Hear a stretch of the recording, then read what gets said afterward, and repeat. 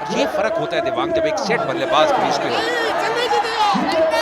और जिस तरह से पारी की शुरुआत की थी, लग रहा था कि दबाव को झेल नहीं पाएंगे चेन्नई के बल्लेबाज, लेकिन जिस तरह से विक्रांत ने सामना किया है, पकड़ बना ली है इस मैच के ऊपर, यहाँ से लग नहीं रहा है कि हारना चाहिए ये मैच।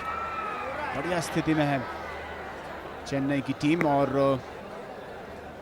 दबाव अब यहाँ पर है कर्नाटका बुलडोजर्स के ऊपर। क्या गेंदबाज वापसी दिला पाएंगे? झटके बहुत ही ज़रूरी है, यहाँ पर विकेटें लेनी होंगी।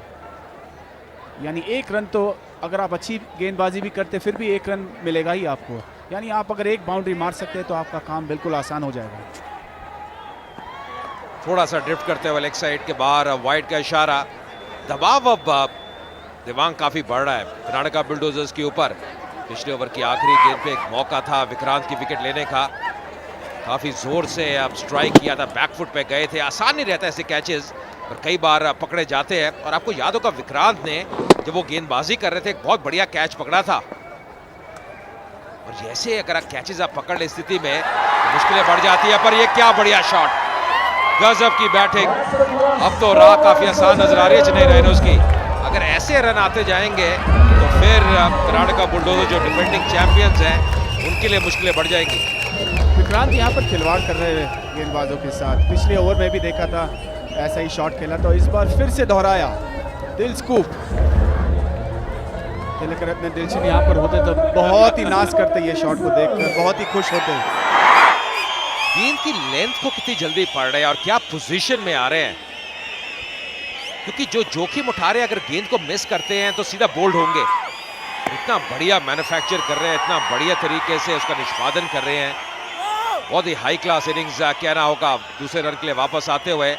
इतने फिट है, इतनी तेज गति से दौड़ लगा रहे हैं, ये क्लास नजर आ रही है। पूरी इनिंग्स को अगर आप देखें, दिमाग का बहुत बढ़िया तरीके से संभाला है विक्रांत ने। 71 में पहुंच चुके हैं, 42 गेंदों का सामना किया है। लगातार अपने साथी से भी आप बातचीत करते हुए उनको कुछ सुझाव दे रहे हैं, बता रहे हैं और बड़ी अक्लमंदी दिखा रहे हैं यहाँ पर। पहली गेंद पर चौका चढ़ा था। फिलहाल नीचे चलते हैं गेलन जो कि बाउंड्री साइड पे है और देखते हैं वो किससे बात करेंगे इस बार।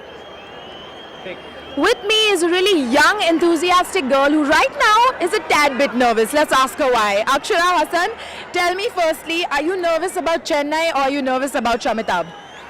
You can say both, yeah. I'm pretty nervous actually, and no offense to anybody, but my film is releasing in a few days, so please. No, absolutely. We're sure that your film is going to do extremely well. For starters, tell us how is it from the first shot में जब छक्का लग जाता है ना, it's absolutely fantastic. It's pretty much like your situation right now. पहली film में धनुष and Amitabh Bachchan. Tell us a little more about your experience working with them.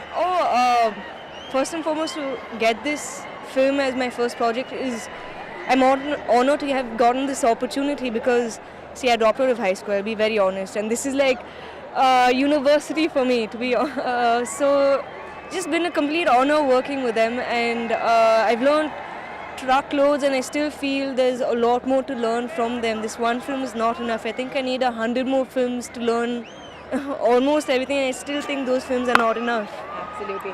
Thank you so very much, Akshara. All the very best. We're sure you're going to absolutely nail this one, and let's hope Chennai does that too this time. Yes, I hope so. Yes. All right. Thank you so very much. It's back to commentary.